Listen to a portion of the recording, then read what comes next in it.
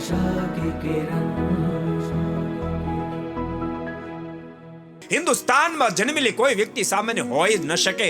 ખંડે અસ્મેન ભારતે વિપ્રા ઋણામ પ્રાપ્ત સદુર્લભામ. બહુ જન્મના પૂર્ણ ઉદિત થાય ત્યારે એને ભારત વર્ષમાં જન્મ મળે. ભલામણ ઠોઠ નિહાળીઓ મેડિકલ કોલેજમાં કોઈ એડમિશન લઈ શકતા હશે? શું કહો છો? ઠોઠ નિહાળીઓ, સાંભળો તમે મારી વાત. ઠોઠ નિહાળીઓ મેડિકલ કોલેજમાં એડમિશન લઈ શકે અને એડમિશન મળે? જય સ્વામિનારાયણ મળે? જય સ્વામિનારાયણ મળે? ન મળે ને તો બાપ સામાન્ય જીવાત્મા એને ભારત દેશમાં જન્મ જ ન મળે, જન્મ જ ન મળે. જેનો લાસ્ટ જન્મ થવાનો એને ભારત દેશમાં જન્મ મળે. પ્રત્યેક ભારતની ધરતી પર જન્મેલી પ્રત્યેક વ્યક્તિ મુક્તિને માટે પૂર્ણ અધિકારી છે. કદાચ નબળા સંગથી દુર્ગુણ આવી ગયું, તમે જરાય ચિંતા ન કરો, નીકળો બહાર. કોઈ સારા સાધુને જીવ સોંપી દો અને કહી દો કે મારે મુક્ત સ્થિતિ સુધી પહોંચવું છે, મારે પરમાત્માને ટચ થવું છે. અને એ જે પ્રમાણે આદેશ આપે પણ તમે આગળ વધો.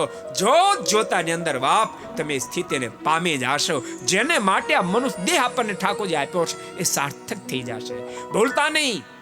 આટલું યાદ રાખજો. મારી વાત તમને ન મનાય તો તમે ઘરના ખૂણામાં બેઠા બેઠા વિચાર કરજો, આ ધરતી પર હું શું કામ આવ્યો છું? હું તો કહું છું માત્ર આપણે બધા મુક્ત થવા માટે આવ્યા છીએ. પણ મારી વાત ન મનાય તમે જાતે તમારી જાતને પ્રશ્ન પૂછજો, આ ધરતી પર હું શું કામ આવ્યો છું? જવાબ પૂછજો. પ્રશ્ન પૂછીને પછી તમે જવાબ આપજો. એને એક્સેપ્ટ કરે છે? આ ધરતી પર શું કામ આવ્યો? ખેતી કરવા? નામાં જવાબ આવશે. વેપાર કરવા? નહીં. મોટો બિઝનેસ કરવા? નહીં.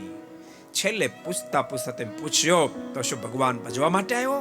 આ તમે હા પડશે એટલા માટે આ ધરતી પર આપણું આગમન છે, એટલા માટે આગમન છે. को पसंद आया हो तो लाइक करें और शेयर करना मत भूलिए.